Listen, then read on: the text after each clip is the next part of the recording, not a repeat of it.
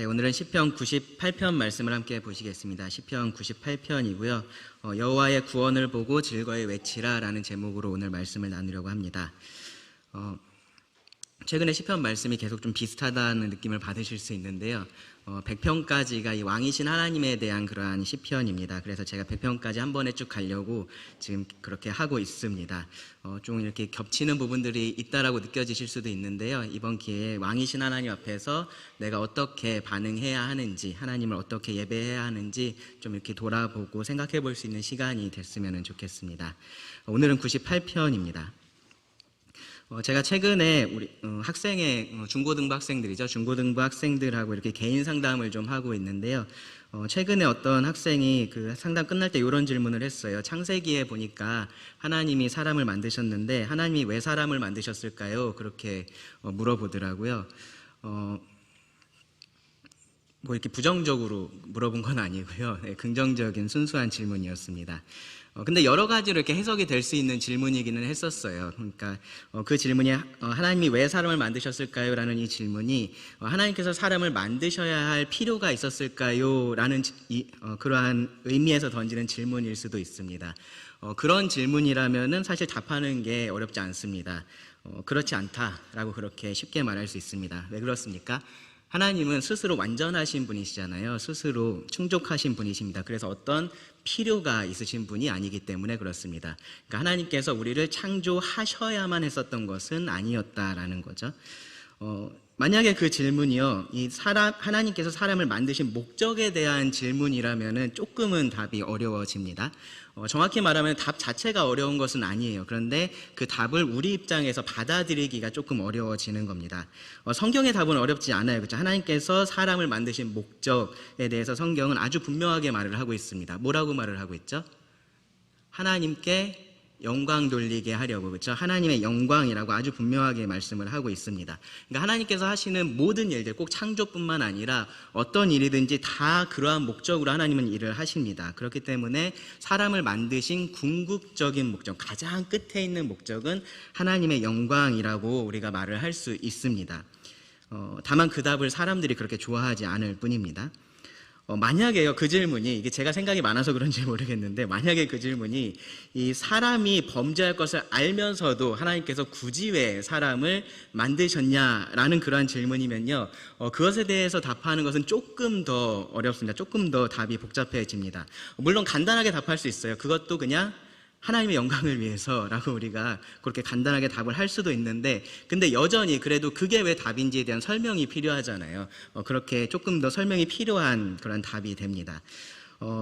하나님을 믿는 사람이라고 해도요, 이 하나님께서 사람이 범죄할 것을 알면서도 창조를 하시고, 그리고 굳이 그 사람을 구원하기 위해서 사람의 몸을 입고 사람에게 죽임을 당하시는 것이, 그것이 어떻게 하나님께 영광이 되는지를 설명하기가 혹은 이해하기가 그렇게 쉽지는 않습니다.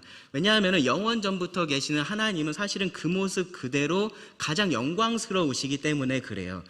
더 높아지셔도 부족할 판이죠. 그런데 하나님께서 스스로를 낮추시는 것이 어떻게 하나님에게 영광이 된다라고 말을 할 수 있는지 우리 입장에서는 이해하기가 사실 쉽지 않습니다. 사실 선한 천사들이 이 구원에 대해서 궁금해한다라고 성경이 말을 해요. 그들이 이 구원에 대해서 의문을 가지고 궁금해하고 더 알기 원하는 부분도 바로 이 부분일 겁니다. 어떻게 그 영광스러운 하나님께서 저렇게 낮아지실 수 있는가? 그것이 어떻게 하나님께 더 큰 영광이 되는가에 대해서 그들도 궁금해할 겁니다. 그러니까 이거는요, 받아들이고 받아들이지 않고의 문제 이전에 이해가 되고 안 되고의 문제인 거예요. 굳이 하나님이 정말로 그런 분이시라면 왜 그렇게 하시느냐에 대한 질문인 겁니다. 바울도요, 고린도전서 1장에 보면 이 문제에 대해서 다루는 것을 우리가 알 수 있습니다. 이 십자가의 도가 멸망하는 자에게는 어떻다고 얘기하죠? 미련한 것이다 라고 얘기를 해요. 십자가의 도가 멸망하는 자에게는 미련한 것이다. 그리고 우리가 전하는 이 십자가에 못 박힌 그리스도는 유대인에게는 거리끼는 것이고 이방인에게는 미련한 것이라고 그렇게 말을 합니다. 그렇게 보이는 게 정상이라는 거죠. 사람의 입장에서 봤을 때 그렇게 보이는 것이 정상이다라는 겁니다. 이 십자가, 그리고 그 십자가에 달리신 예수님은 전혀 영광스러운 것하고는 관련이 없어 보이는 겁니다. 그런데 바울은 고린도전서 1장에서 뭐라고 얘기하냐면요, 바로 그 그리스도가 하나님의 능력이고 하나님의 지혜라고 그렇게 결론을 내립니다. 그러니까 이 하나님의 능력과 지혜가 십자가에 달리신, 십자가에서 죽으신 그리스도를 통해서 드러났다라는 말입니다. 그 말은요, 곧 하나님이 영광을 받으셨다라는 의미가 됩니다. 하나님께 영광이 됐다라는 말이 됩니다. 이렇게 말할 수 있을 것 같아요. 정리해서 말하면요, 하나님의 그 거룩하신 속성, 하나님의 그런 위대하신 속성 중에 어떤 것들은 우리의 죄와 연약함을 통해서 드러나게 된다라는 겁니다. 그리고 하나님께서 그것을 원하셨다라는 겁니다. 바로 하나님의 구원하시는 능력, 구원하시는 그 지혜가 그렇습니다. 구원하시는 하나님의 속성을 드러내서 영광 받으시기 위해서 하나님께서 우리를 그런 존재로서 창조하셨다라고 말할 수 있는 이유입니다. 제가 이 하나님의 거룩과 하나님의 영광의 차이에 대해서 아마 예전에도 이 설교를 하면서 조금씩 말씀을 드렸었던 것 같은데, 비슷하게 사용은 되지만 사실 분명하게 차이가 있는 단어입니다. 하나님의 거룩은요, 하나님의 그 위대하신 속성 자체를 말을 한다면요, 영광은 그 위대하신 속성이 드러나는 것을 의미를 합니다. 하나님의 거룩하심은 하나님께서 그냥 가지고 계신 그대로의 모습이라면, 영광은 그것이 특별히 피조물 가운데 어떻게 드러나느냐 하고 관련된 부분입니다.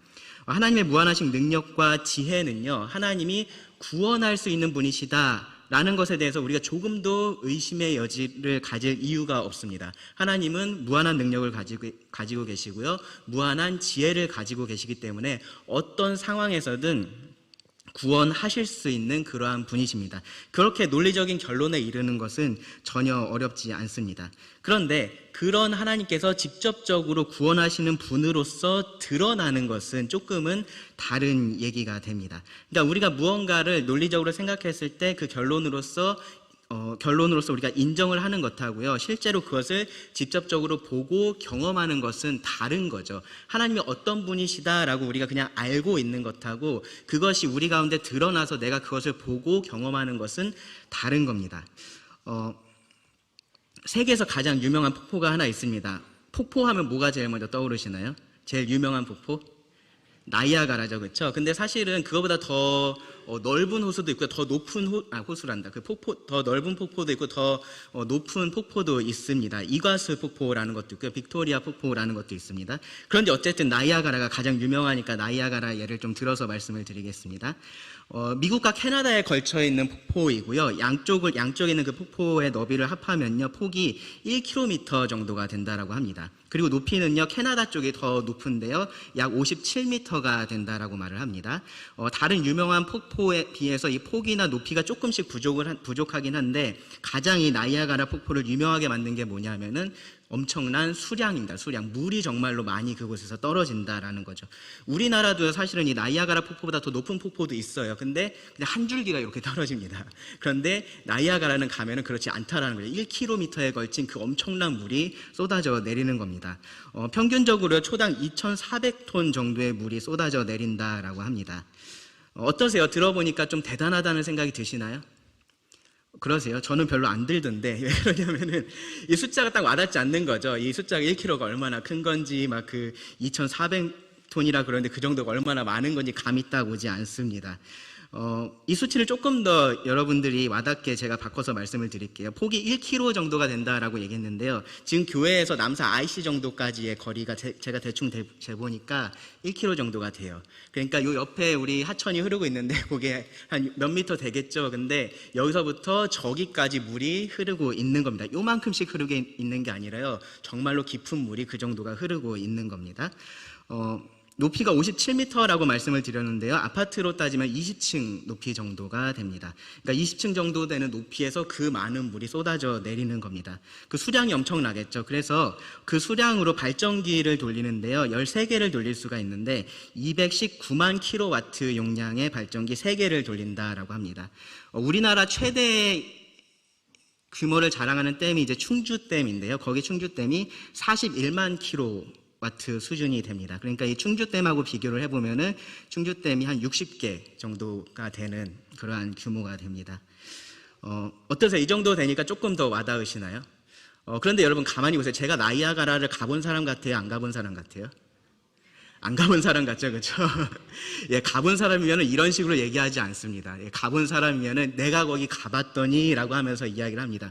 아파트 20층, 실제로 20층 정도가 돼도요, 실제로 갔다 온 사람은 막 100층에서 물이 막 쏟아져 내리는 것 같아라고 그렇게 자연스럽게 표현을 합니다. 그러니까 그 수치 자체가 중요한 게 아니라 자기가 그것을 어떻게 보고 어떻게 경험했는지가 중요한 거죠. 그리고 그것을 최대한으로 표현하고 싶어하는 것이 직접 그것을 본 사람입니다. 아마 그렇게 얘기를 할 거예요. 들어갈 때는 정말로 맑은 날이었는데 들어갔더니 천둥이 치고 막 하늘에서 물이 쏟아져 내리는데 노하홍수가 다시 시작된 줄 알았다. 막 그런 식으로 얘기할지도 모릅니다.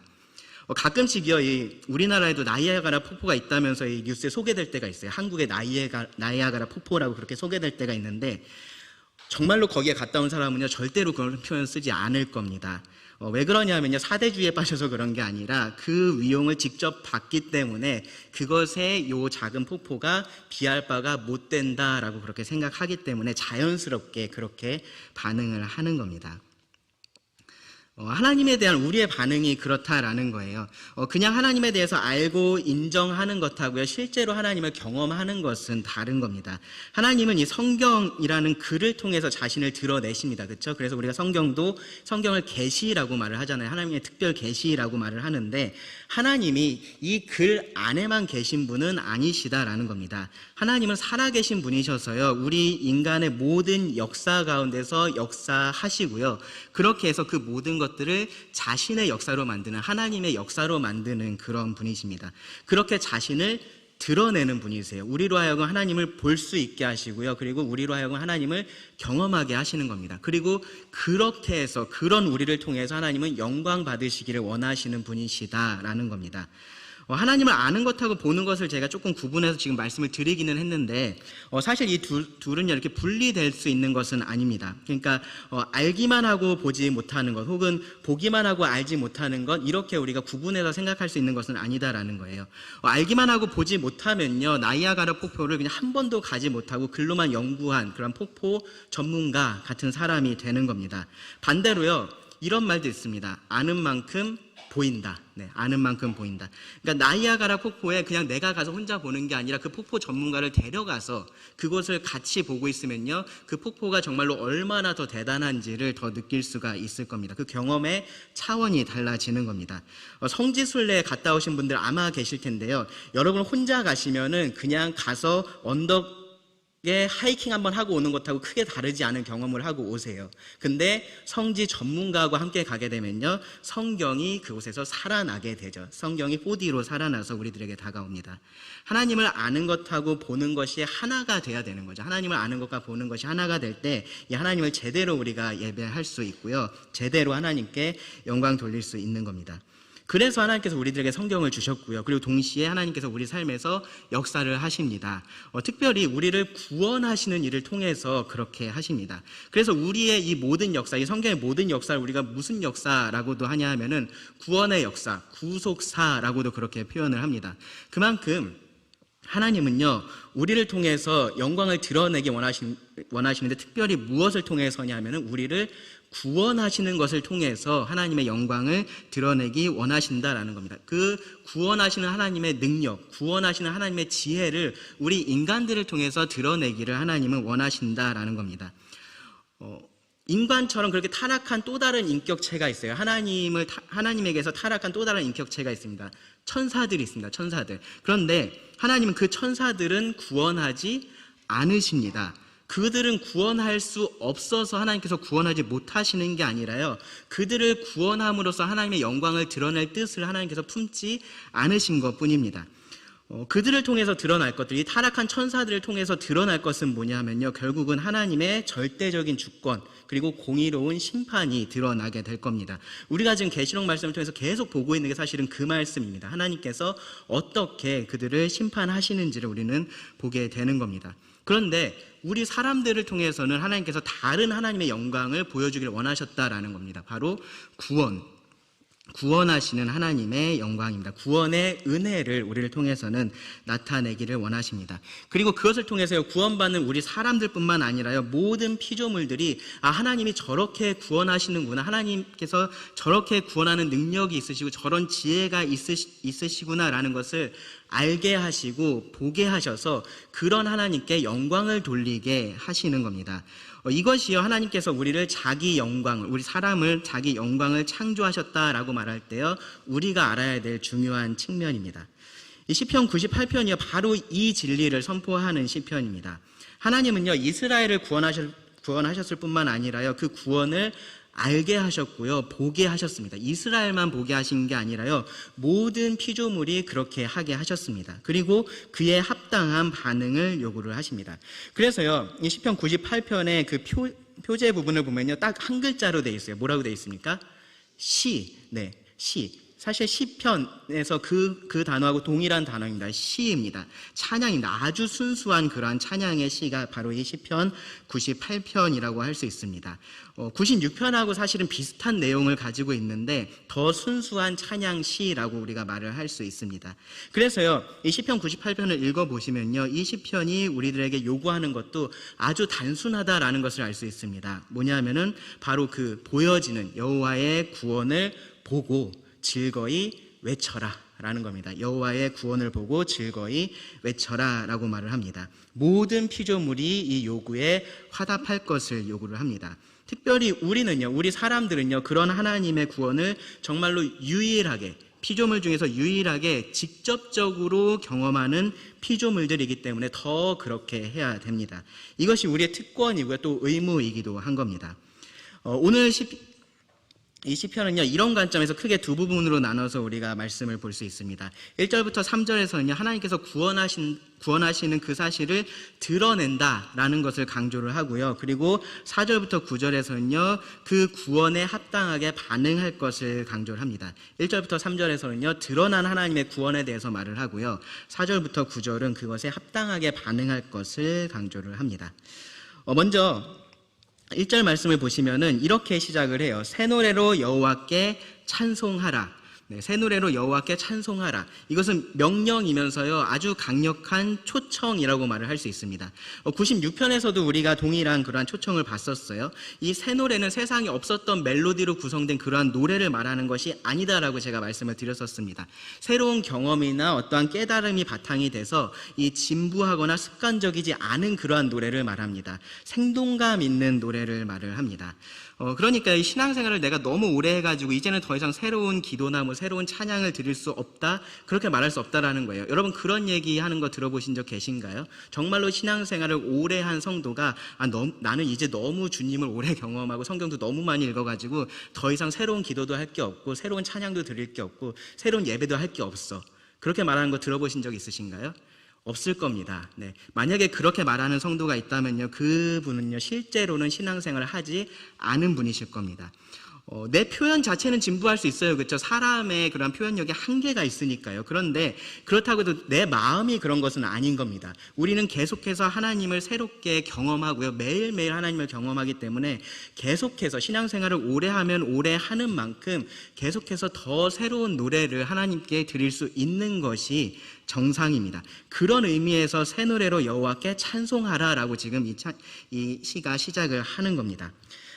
시편 40편 3절을 보면요, 다윗이 새 노래 곧 우리 하나님께 올릴 찬송을 내 입에 두셨다라고 말을 해요. 그러니까 이 새 노래라는 건 내가 만들어내는 그런 노래가 아니라요, 누가 주는 찬송인 거예요, 노래인 거예요.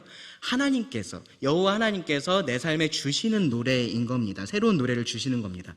어떻게 주시냐면요, 여기 1절 보시면 새 노래로 여호와께 찬송하라. 그는 기이한 일을 행하사 그의 오른손과 거룩한 팔로 자기를 위하여 구원을 베푸셨음이로다. 네, 우리가 보기에 기이한 일을 행하시는 것으로, 하나님께서 행하시는 것으로 그렇게 하십니다. 이 기이한 일이라고 말을 했는데, 그거 사전을 찾아보면은 기괴하고 이상한 일이라고 그렇게 되어 있는데, 그런 부정적인 의미에서의 기이한 일이 아닙니다. 긍정적으로 아주 놀라운 일을 말을 합니다. 그러니까 우리가 일반적으로 봤을 때 평범하다, 우리가 마땅히 매일매일 볼 수 있는 그러한 일, 보통의 일이다라고 말을 할 수 없는 그러한 특별한 일을 말을 하는 겁니다. 그런데 이 일은요, 특별한 거지 그렇다고 해서 우리가 보기에 항상 굉장한 일처럼 느껴지지는 않을 수 있습니다. 우리가 보기에는 그렇게 큰 일처럼 느껴질 수도 있고 그렇지 않을 수도 있습니다. 그런데 중요한 것은 뭐냐면은, 분명한 것은 뭐냐면은, 그 일이 우리들에게 어떻게 느껴지든지 관계없이 그 일은 주가 하셨다라고 밖에 말할 수 없는 그런 일이라는 거예요. 여기 표현을 보면은 그의 오른손과 거룩한 팔이라고 말을 하죠. 그러니까 하나님께서 직접 일을 하신 것이라는 의미입니다. 오른손이라는 건 하나님의 능력을 상징하는 표현이고요. 거룩한 팔은요, 그 능력이 다른 무엇과도 비교할 수 없는 것이기 때문에 오직 하나님께만 속해 있는 것이라는 것을 상징을 합니다. 그러니까 하나님께서 자기 능력으로 일하신 것이라는 겁니다. 그러한 기이한 일을 하나님께서 우리 삶 가운데 행하신다라고 지금 말을 하는 겁니다. 그런데요, 그 능력으로 하시는 일을요, 여기서 뭐라고 표현을 했냐면은 구원을 베푸셨음이로다 라고 그렇게 표현을 했습니다. 구원을 베푸셨음이로다. 자, 하나님께서 스스로를 구원할 일이 있으실까요? 그렇지 않죠. 하나님께서 자기를 구원할 일은 없습니다. 그렇기 때문에 여기 말하는 것처럼 구원을 베푸셨다라는 표현이 적절한 표현이에요. 그런데 문자적으로 이 표현을 번역을 하면요, 그를 위하여, 하나님을 위하여 구원하셨다라고 말을 할 수 있습니다. 그를 위하여 구원하셨다. 그러니까 마치 이 하나님의 손, 하나님의 팔이 하나님하고는 다른 존재처럼 지금 묘사가 돼 있는 거예요. 그래서 하나님의 그 능력의 손이 하나님을 위해서 구원했다라는 식으로 지금 표현이 되어 있는 겁니다. 3절을 보면요, 여기서 말하고 있는 이 구원이 이스라엘에게 하나님께서 행하신 구원이다라는 거 우리가 쉽게 알 수 있습니다. 그런데 앞서서 말씀을 드렸었던 것처럼 궁극적으로는 이러한 구원이 누구를 위한 것입니까? 하나님을 위한 것이다라는 겁니다. 이스라엘을 구원하는 것이요, 그 구원하는 일을 하시는 하나님을 궁극적으로 드러내는 일이기 때문에 그렇습니다. 하나님께서 이스라엘을 구원하실 때는요, 그들을 구원하는 것 자체를 최종적인 목적으로 두고 일을 하시지는 않는 겁니다. 하나님을 드러내고 하나님께서 영광을 받으시는 것, 사람들로 하여금 하나님께 영광을 돌리게 하는 것, 그것을 가장 끝에 있는 목적으로 두고 하나님은 일을 하시기 때문에 하나님께서 자기를 위하여, 그를 위하여 구원을 하신다라고 말을 할 수 있는 겁니다. 그리고요, 하나님은요, 직접 구원을 하실 뿐만 아니라 또 그것을 알게 하신다라고 말을 해요. 나타내신다라고 말을 합니다. 2절을 보시면 여호와께서 그의 구원을 알게 하시며 그의 공의를 문 나라의 목전에서 명백히 나타내셨도다. 네, 구원과 공의가 지금 여기 함께 사용이 됐습니다. 지난 시편에서 봤었던 것처럼 하나님의 구원 그리고 하나님의 공의라는 것이 분리된 것이 아니라 항상 같이 일어나기 때문에 그렇습니다. 하나님께서 그 구원을 알게 하실 때는요, 하나님의 공의도 명백하게 세상 가운데 드러나는 겁니다. 사건들을 좀 생각해 보면 이것이 쉽게 이해가 되실 겁니다. 출애굽 사건이 그랬습니다. 단순히 이 이스라엘을 애굽에서 구원해 내는 것이 하나님의 목적이 아니었어요. 만약에 그것이 목적이었다면 굳이 10차례에 걸쳐서 그 애굽에 재앙을 내리는 그러한 수고를 할 이유가 없습니다. 굳이 계속해서 반항하는 그 바로를 살려둘 이유도 전혀 없습니다. 괜히 살려둬서 일을 계속 꼬이게 만들고 그렇게 할 이유가 없습니다. 그런데 하나님은 일부러 그렇게 하신 겁니다. 일부러 그러한 과정들을 통해서 그 구원하는 일을 나타내셨던 겁니다. 이스라엘이요, 광야에서 40년을 방황을 하다가 그 약속의 땅으로 들어가는 것도 마찬가지입니다. 그 땅에 들어가서 이 가나안 땅을 점령하는 과정도 마찬가지입니다. 하나님께서 단순히 그냥 구원하고 심판하는 것만 목적으로 삼으셨다면 그렇게 하실 이유가 전혀 없는 그러한 일들입니다. 그런데 하나님은 일부러 그렇게 하신 겁니다. 그렇게 하셔서 하나님을 알게 하신 겁니다. 하나님께서 구원하는 능력이 있다라는 것을 사람들로 하여금 알게 하신 겁니다. 하나님께서 구원하시는 지혜가 있다라는 것을 알게 하신 겁니다. 그리고 사람들의 입으로, 그 하나님의 구원을 목격한 사람들의 입으로 하나님께 영광을 돌리게 하신 겁니다. 이 라합의 고백이 좋은 예가 될 겁니다. 여호수아 2장 11절에서 라합이 이렇게 고백을 했죠. 우리가 듣자 곧 마음이 녹았고 너희로 말미암아 사람이 정신을 잃었나니 너희의 하나님 여호와는 위로는 하늘에서도 아래로는 땅에서도 하나님이시니라. 네. 하나님이 진짜, 이 이스라엘의 하나님이 진짜 신이시다, 진짜 하나님이다라는 것을 이방인들이 이렇게 자신의 입으로 인정을 하게 되는 겁니다. 라합은요, 이방신을 섬기고 있었지만 하나님께서 그의 구원을 알게 하셨을 때, 이스라엘을 통해서 나타내셨을 때 이렇게 고백을 하게 되었었던 겁니다. 그런데요, 한 가지 우리가 좀 생각해 볼 수 있는 게요, 하나님께서 하나님이 구원하신다, 이 구원의 일을 하나님께서 하신다라는 것을 나타내시기 위해서, 사람들로 하여금 알게 하시기 위해서 자주 사용하는 방법이 있습니다. 뭐냐면요, 약하고 작은, 그래서 누가 봐도 힘이 없는 자를 통해서 구원하는 일을 하시는 겁니다. 하나님께서 이스라엘을 자기 백성으로 삼으신 이유도요, 다른 민족에 비해서 그들이 어떤 특출난 부분이 있어서 그랬었던 것이 아닙니다. 그들이 보니까 머리가 똑똑해서 얘네들 구원해 놓으면 나중에 뭔가 잘하겠구나, 그런 생각을 가지고서 하나님께서 하신 것이 아닙니다. 오히려요, 그렇지 않음에도 불구하고 그들을 택하셔서 하나님은 이 하나님께서 구원하시는 그 일이 하나님의 오른팔, 그리고 하나님의 거룩한 팔로 이루어진 일이라는 것을 나타내신 겁니다. 이스라엘이요, 정말로 애굽을 대적해서 이길 정도의 그런 강한 민족이었다면요, 그들이 애굽에서 나온 것을 통해서 하나님이 드러나지는 못했을 겁니다. 그렇지 못한 민족이었기 때문에 하나님이 드러나시는 겁니다. 하나님의 능력이 드러나는 겁니다. 사사 기드온을 통해서 하나님께서 그 미디안을 심판하셨는데요, 거기에서도 동일한 원리를 우리가 찾을 수 있습니다. 하나님은 이 기드온을 보내시면서 그하고 함께한 백성이 너무 많다라고 말씀을 하셨어요. 그래서 미디안 사람을 넘겨주지 않겠다라고 하셨습니다. 구원하지 않겠다라고 하신 거죠. 그 이유가 이거였습니다. 사사기 7장 2절을 보시면, 이는 이스라엘이 나를 거슬러 스스로 자랑하기를 내 손이 나를 구원하였다 할까 함이니라. 네, 하나님은 구원하실 뿐만 아니라요, 누가 구원하는지를 확실하게 알리기를 원하셨던 겁니다. 그래도 우리 병력이 어느 정도는 돼야지 하나님 이길 수 있는 거 아니에요? 그런 고민이 하나님께는 필요 없었다라는 거죠. 그래도 300명은 있었으니까 하나님께서 구원하실 수 있었던 것이 아닌 겁니다. 그냥 걸리적거리는 300명을 데리고 하나님께서 이 구원하는 일을 하셨던 겁니다. 그들이 이 하나님의 구원하는 그 놀라운 일에 참여할 수 있는 기회를 그들에게 주신 것이고요, 그것을 직접 목격할 수 있는 은혜를 그들에게 주신 것뿐입니다. 실제로요, 이 히스기야 왕 때 아수르가 올라와서 예루살렘을 포위하고 그것을 멸망시키려고 했었습니다. 그때 하나님께서 아수르의 군사들을 멸망시키셨습니다. 몇 명의 군사를 갖고 그렇게 하셨나요? 단 한 명도 없었습니다. 하나님은 여호와의 천사를 통해서 그렇게 하셨습니다. 아수르 군사 18만 5천 명을 하나님은 송장으로 만들 수도 있었습니다. 그렇게 하실 수 있는 하나님이 300명이 필요했을까요? 기드온이 이기게 하기 위해서? 그렇지 않습니다. 하나님은 자신을 그렇게 나타내시는 겁니다. 골리앗하고 싸워서 이긴 사람이요, 다윗이 아니라 이 골리앗보다 훨씬 더 크고 강한 누군가였다면요, 사람들은 그 승리를 하나님의 승리로 보지를 못했을 겁니다. 그래서 하나님은 이 사울의 갑옷도 입기 어려워했었던 그 다윗을 통해서 이스라엘에게 승리를 주시고요, 그가 구원자가 아니라 하나님이 구원자다라는 것을 알게 하신 겁니다. 신약에 와서도 마찬가지예요. 예수님의 12제자들 여러분 생각해 보십시오. 그들은 평범하거나 혹은 그 평범 이하에 있는 그런 사람들이었습니다. 그런데 예수님은요, 그들을 통해서 교회의 기초를 놓는 일을 하셨습니다. 그들의 힘으로 할 수 있는 일이 아니었습니다. 하나님의 능력이 그들을 통해서 드러났습니다. 그래서요, 바울은요, 고린도 교회에 편지하면서 이렇게 말했습니다. 고린도전서 1장 26절에서 29절을 보시면, 형제들아, 너희를 부르심을 보라. 육체를 따라 지혜로운 자가 많지 아니하며 능한 자가 많지 아니하며 문벌 좋은 자가 많지 아니하도다. 그러나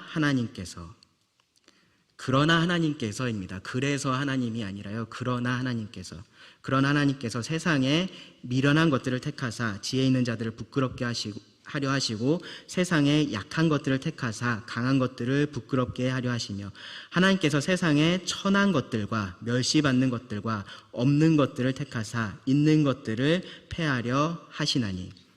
왜 그렇게 하십니까? 이는 아무 육체도 하나님 앞에서 자랑하지 못하게 하려 하심이라. 네. 누구도 하나님 앞에서, 하나님께서 행하신 그 구원 앞에서 자신을 자랑하지 못하고요, 오직 하나님을 자랑하게 하시려고 하나님께서 이렇게 구원을 하신다라는 겁니다. 하나님의 구원이 우리의 어떠함이나 우리의 어떤 행위에 달려있는 것이 아니라요, 오직 하나님께서 하나님을 위해서 하시는 일이다라는 것을 하나님은 알게 하시고요. 또 우리가 그것을 알기를 원하신다라는 겁니다.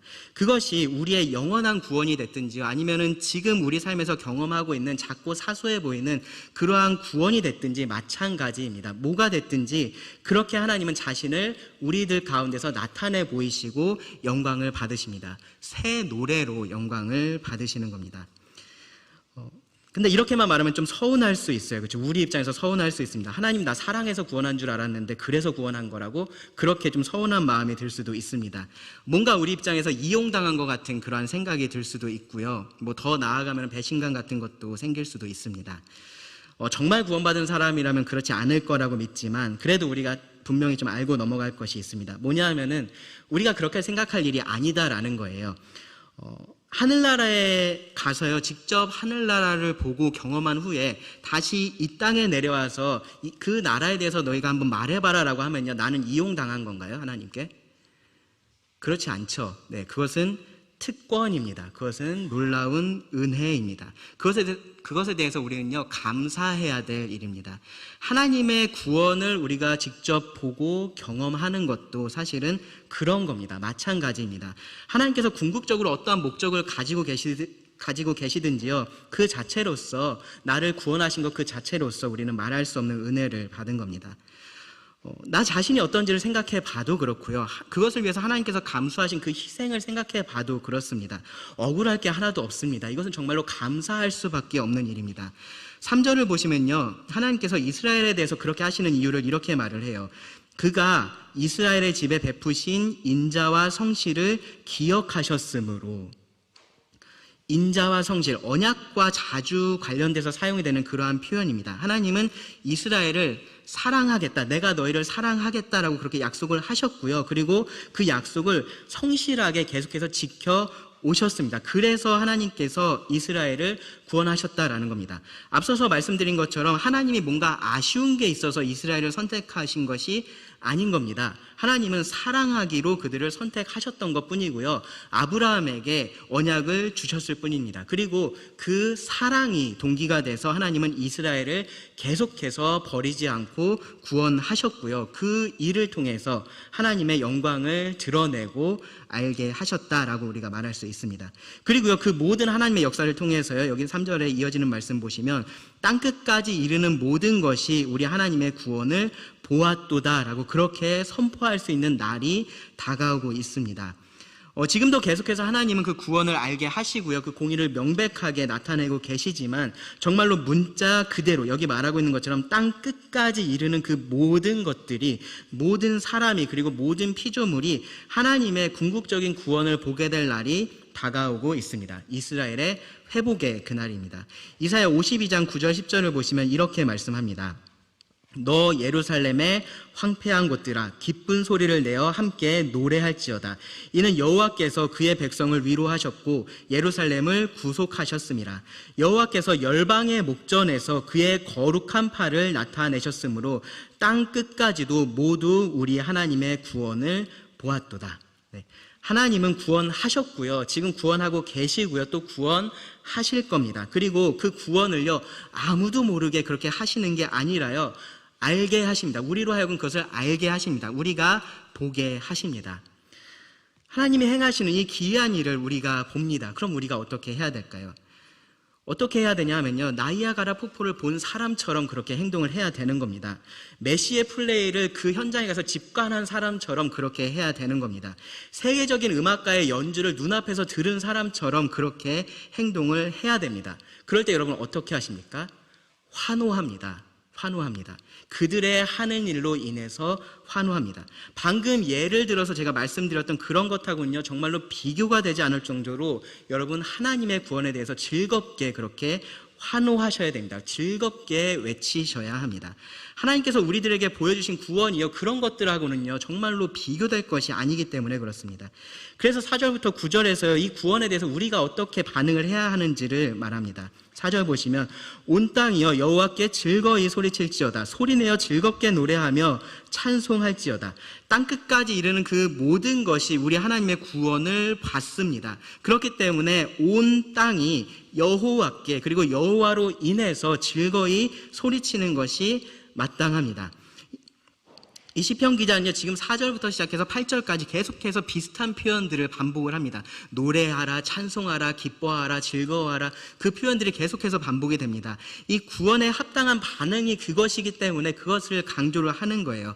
하나님의 구원을 본 자라면요, 즐겁게 소리치면서 찬송해야 됩니다. 그것이 마땅한 반응이고요, 너무나 자연스러운 반응입니다. 이 시편을 제가 좀 말씀을 준비를 하면서 내가 개인적으로, 여러분 보실 때 어떨지 모르겠지만 개인적으로 굉장히 차분한 사람입니다. 그리고 이게 뭔가 속에서 뭔가가 있어도 겉으로 잘 표현하지 않는 사람이에요. 개인적으로 인생에서 내가 가장 외적으로 내 속에 있는 기쁨이나 그러한 것들을 표현했던 게 언제일까라는 생각을 좀 해봤습니다. 근데 오래 생각은 못했는데 가장 먼저 떠오른 게 2002년이었어요. 2002년. 네, 웃으시는 분들은 2002년에 무슨 일이 있었는지 아시는 분들이고, 안 웃으시는 분들은 2002년에 태어나셨거나 뭐 그런 분들이겠죠. 네, 2002년이었습니다. 제가 그때 군 생활을 하고 있었는데 진짜 우리나라가 한 경기 그 부대원들이 다 한 곳에 모여서 프로젝터로 이렇게 큰 화면 띄워놓고 다 같이 그 월드컵 중계를 봤었습니다.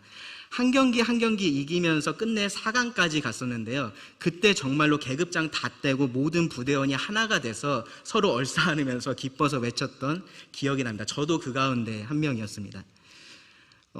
이 생각을 하니까 되게 한심한 거예요. 정말로 한심합니다. 이 축구라는 거요, 사람이 만든 경기잖아요. 그렇죠? 사람이 만들어 놓은 경기입니다. 뭐 별로 대단한 것도 아니에요. 네모난 골대 하나 만들어 놓고요, 거기다가 동그란 이런 공 하나 발로 차서 넣으면 되는 그런 게임입니다. 뭐 머리 쓸 것도 없어요. 복잡하지 않습니다. 근데 그것 조금 다른 사람보다 잘한다고 그게 그렇게 기뻐할 일일까요? 심지어 다 큰 어른들이 그런 거 하나 때문에 울기도 하고요, 웃기도 합니다. 심지어 자기하고 아무 상관없는 그런 사람들이 하는 것들을 보면서 그렇게 해요. 이 아이들이 온라인 게임 하면서 막 좋아하고 그러면 여러분들 어떻게 보세요? 한심하게 보시죠, 그렇죠? 네, 다를 게 사실 하나도 없는 겁니다. 근데 제가 지금 누가 더 한심한지를 말씀드리고 싶은 게 아니에요. 우리가 그런 것들을 가지고 즐거워하고 소리치는 게 자연스러운 그러한 존재들이다라는 것을 말씀드리고 싶은 겁니다. 우리는 멋진 것을 볼 때요, 아름다운 것을 볼 때요, 위대한 것을 볼 때 그렇게 아주 자연스럽게 반응을 합니다. 우리가 그런 존재들이기 때문에 그렇습니다. 왜 스포츠를 사람들이 좋아하는지 굳이 과학적인 원리를 통해서 밝혀낼 필요가 없습니다. 우리는 그런 것들을 원래 좋아하고요, 그런 것들을 표현하는 그러한 존재들입니다. 아름다운 꽃을 보면서 좋아합니다. 그리고 이것이 아름답다라고 표현을 합니다. 아름다운 음악을 듣는 것을 좋아하고요, 그것이 좋으면 다른 사람에게 소개시켜줍니다. 이거 한번 들어봐, 이거 너무 좋아라고 그렇게 소개를 합니다. 자연스러운 거죠. 위대한 자연을 보면서 그것들을 좋아하고요, 그것을 표현을 합니다. 위대한 건축물을 봐도 마찬가지입니다. 사람이 어떻게 저렇게까지 만들었지 좋아하고요, 기뻐합니다. 그것을 표현합니다. 예쁜 사람 좋아하는 게 이상한가요? 아니죠. 그렇죠? 멋있는 사람 좋아하는 거 하나도 이상한 거 아닙니다. 능력 있는 사람 보면서 좋아하는 거 이상한 거 아닙니다.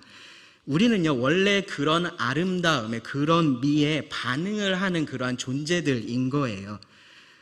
그런데 여러분, 이걸 한번 생각해 보세요. 하나님의 구원은 얼마나 아름다운 것입니까? 하나님의 구원은 얼마나 위대한 것입니까? 우리가 알고 있는 최고의 사랑, 가장 위대한 사랑, 가장 아름다운 사랑이 아마 부모의 사랑일 겁니다. 왜 그러냐면 조건 없는 희생이어서 그래요. 그렇죠? 아무것도 바라지 않고 그냥 줄 수 있는 그러한 사랑이기 때문에 그렇습니다.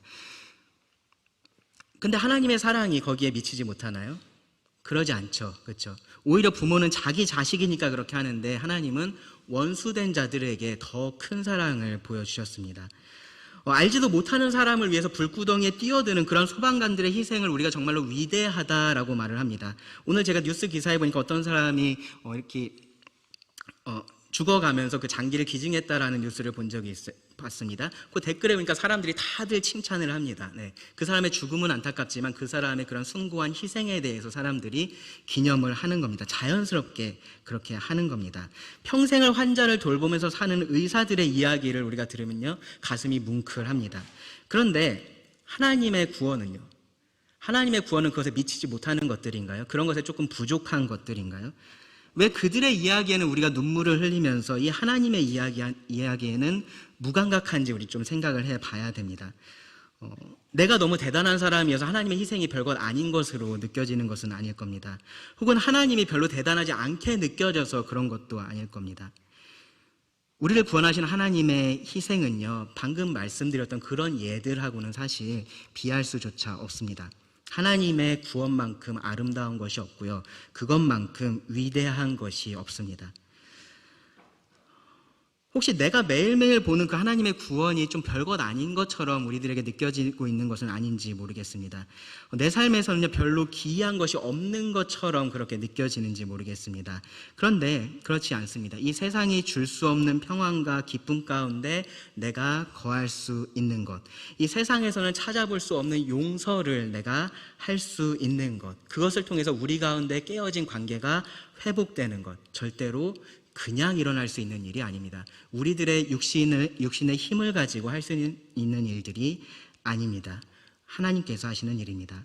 이 죄인인 우리가 조금이라도 거룩하신 예수님의 모습을 담는 모습이 있다면요, 그것은요, 내 힘으로 된 것이 아니라 하나님의 능력으로 된 겁니다. 하나님의 능력이 아니면 불가능한 일입니다.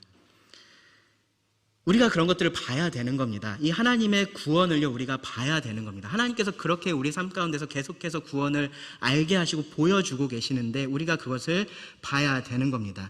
우리가 하나님께서 구원을 하고 계신데 즐거워하지 못하고 외치고 있지 못하다면요, 하나님께서 구원하고 있지 않아서 그런 게 아니라요, 내가 그것을 보고 있지 않아서 그런 겁니다. 이 놀랍고 아름다운 일을 내가 정말로 보고 있는데도 아무렇지 않고요, 감사하고 싶지도 않고 찬양하고 싶지도 않고 그것이 그냥 전혀 즐겁지도 않고 다른 사람하고 나누고도 싶지 않다면요, 그런 사람은 여호와의 구원을 보고 있는 사람이 아닌 거예요. 영적으로 맹인이어서 그렇거나요, 아니면은 지금 여러분이 어떤 이유로 그 영적인 눈이 너무 어두워져 있어서 그런 겁니다. 어느 쪽이 됐든지 하나님의 도우심을 여러분 구하셔야 됩니다. 그래서 제대로 보고요, 즐거이 외쳐야 됩니다. 이 하나님의 구원을 보고 즐겁게 외쳐야 됩니다. 제대로 보면요, 즐거이 외칠 수 있습니다. 이어지는 5절과 6절도 똑같은 요청입니다. 5절 보시면 수금으로 여호와를 노래하라. 수금과 음성으로 노래할지어다. 나팔과 호각 소리로 왕이신 여호와 앞에 즐거이 소리칠지어다. 네, 여기서는요, 어떻게 즐거이 외쳐야 되는지가 지금 언급이 되어 있습니다. 그냥 의미 없이 소리만 지르는 게 아닌 거예요. 음악을 통해서 아주 즐겁게 노래를 하는 겁니다. 수금은 현악기고요, 음성이라고 번역된 것은 노랫소리를 말을 합니다. 그러니까 현악에 맞춰서 노래하는 것을 지금 말을 하고 있는 거고요. 나팔과 호각, 이것은 관악기입니다. 호각이라 그러니까 여러분 이 심판들 부는 그 호루라기 생각하실 텐데 그런 호각이 아니라 뿔나파를 의미를 합니다. 관악기입니다. 노래 중에 계속해서 사용되는 것은 아니지만 이 사람들의 주목을 끌어서 시작을 알리거나 혹은 중간에 어떤 신호를 주는 그런 역할을 했었던 그런 악기라고 우리가 생각을 할 수 있습니다. 어쨌든 이제 여기서 중요한 것은 뭐냐면요, 우리를 구원한 왕이신 여호와를, 그 하나님을, 그 하나님 앞에서 즐겁게 찬양해야 한다라는 거예요. 우리가 하나님 앞에서 엄숙하게 무릎 꿇고 경배해야 할 때도 있습니다. 우리가 그렇게 하나님을 예배하기도 합니다. 그런데 이렇게 즐겁게 노래할 수도 있다라는 겁니다. 특히나 하나님께서 그 구원을 나타내 보였을 때 그런 겁니다. 우리가 그것을 보았을 때, 그것을 경험할 때 그렇게 할 수 있어야 할 그 아름답고 풍성한 예배의 모습이 묘사가 되어 있습니다. 7절 8절을 읽겠습니다. 바다와 거기 충만한 것과 세계와 그 중에 거하는 자는 다 외칠지어다. 여호와 앞에서 큰 물은 박수할지어다. 산악이 함께 즐겁게 노래할지어다. 네, 사람만 그렇게 하는 게 아니라요, 사람을 제외한 다른 모든 피조물들도 이 하나님의 구원을 보고 그것에 합당하게 반응해야 된다라고 지금 말을 하고 있는 거예요. 지금은요, 이 피조물들도 죄 때문에 신음하고 있고 탄식하고 있습니다. 그런데 그들도 이렇게 즐겁게 외칠 수 있는 날이 오게 될 겁니다. 여기 큰 물이 박수하고 산악이 함께 즐겁게 노래한다라고 얘기하죠. 이 큰 물의 부딪힘이 박수 소리처럼 그렇게 울려 퍼지게 될 거고요, 산악에 부는 그 바람의 소리가 즐거운 멜로디가 돼서 하나님께 드려질 겁니다. 그렇게 구원자이시며 왕이신 하나님을 이들이 맞이하게 되는 모습을 지금 여기서 그리고 있습니다. 이 시를 기록한 이 시편 기자의 마음이요, 과거에서 시작해서 지금 하나님의 구원으로 왔다가 점점점 이 하나님의 구원을, 온전한 구원의 모습을 바라보는 쪽으로 움직이고 있는 것을 우리가 볼 수 있습니다. 이 땅 가운데 그 하나님의 온전한 구원이 나타나게 할 그날을 그 마음이 기대하는 것을 볼 수 있습니다. 과거에 하나님께서 베푸신 구원을 받고요, 지금도 보고 있으니까 이제는 미래를 기대를 하는 겁니다. 9절 보시면 그가 땅을 심판하러 임하실 것이미로다. 그가 의로 세계를 판단하시며 공평으로 그의 백성을 심판하시리로다. 의와 공평으로 세상을 판단하시고 심판하셔서 이 땅에 진정한 구원을 나타내 보여주실 그날을 기대합니다. 이 장면은요, 정말로 모든 사람이 보게 될 겁니다. 그리고 그 모습을 보는 사람들의 반응은요, 둘로 아주 극명하게 나눠질 겁니다. 즐거이 외치거나 두려워서 떨거나입니다. 시편 기자는요, 그날에 이런 날이 분명히 올 텐데, 여호와께서 오셔서 심판하실 그날이 분명히 올 텐데, 그날에 두려워 떨지 말고 즐거이 외치라라고 지금 모두를 초청을 하고 있는 겁니다. 심판의 날을 생각하면서 오히려 기대하고 기뻐하라라는 겁니다. 여러분, 범죄자에게 경찰이 온다라는 소식은 아주 안 좋은 소식이죠. 근데 그렇지 않은 사람에게는 경찰이 온다라는 것이 기쁜 소식이 되는 겁니다. 마찬가지로요, 하나님은요, 반드시 의와 공평으로 판단을 하고 심판을 하실 겁니다. 그 의와 공평으로 판단하는 그 하나님 앞에 나의 행위로 서야만 한다면요, 그런 사람은 두려워할 수밖에 없습니다. 내가 온전하지 않기 때문에 그렇습니다. 그런데 예수 그리스도의 행위로 그 앞에 서는 자는요, 기뻐할 수 있는 겁니다. 즐거워할 수 있는 겁니다. 정말로 두 팔 벌려서 그날을 맞이할 수 있습니다. 심판의 날이 구원의 날이 되는 겁니다. 여호와의 구원을 보고 우리는요, 즐거워하는 자들이 되어야 됩니다. 말씀을 정리하겠습니다. 이 서두에서 말씀을 드렸었던 것처럼요, 시편 98편은 아주 순수한 찬양 시로서 우리들에게 주어져 있습니다. 그래서 우리에게 이 여호와의 구원, 하나님께서 우리 인간들에게 특별하게 베풀어 주신 이 여호와의 구원을 보면서 즐거이 외치라라고 그렇게 초청을 합니다. 그럼 우리가 할 일은 뭘까요? 이 초청에 응답을 해야겠죠. 그렇죠? 이 초청에 응하는 겁니다. 그 명령에 순종하는 겁니다. 그것이요, 하나님께서 우리가 타락할 줄을 알면서도 우리를 창조하신 이유 중에 하나입니다. 우리를 통해서, 그리고 우리에게 이 구원하시는 하나님을 나타내시고요, 영광 받으시기 위해서 그렇게 하셨습니다.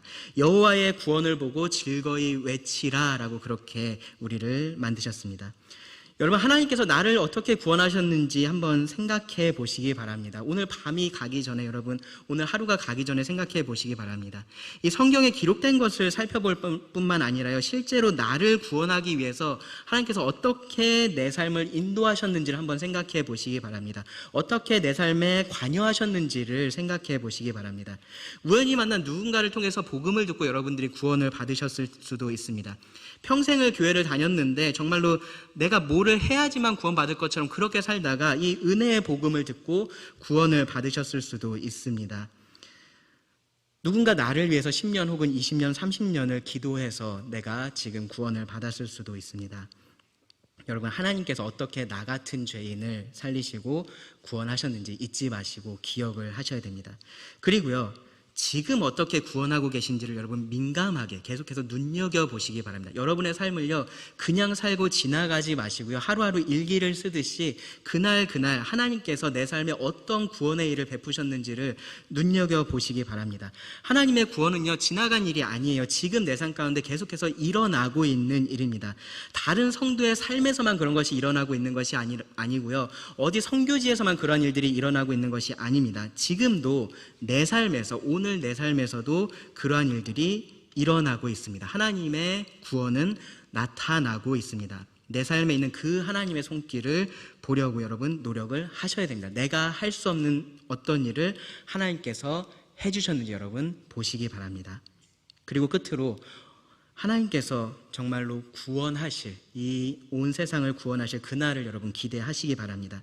모든 불의가 그날에 바로 잡힐 겁니다. 모든 무너진 질서가 그날에는 회복이 될 겁니다. 여러분들이 지금 이 대한민국에 기대하고 계신 것들, 이 세상에 기대하고 계신 것들, 그런 것들은 성취되지 않고 있지만 하나님께서 이 땅 가운데 진정한 구원을 나타내실 그때는 성취될 겁니다. 하나님은 그렇게 하실 수 있기 때문에 그렇습니다.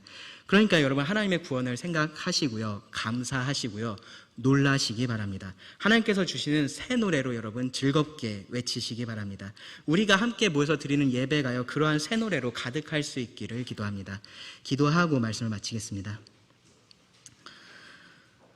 하나님, 오늘 주신 말씀에 감사를 드립니다. 하나님, 우리 눈이 어두워서 하나님의 구원을 보지 못하는 어리석음 가운데 살아가지 않게 하여 주시기를 구합니다.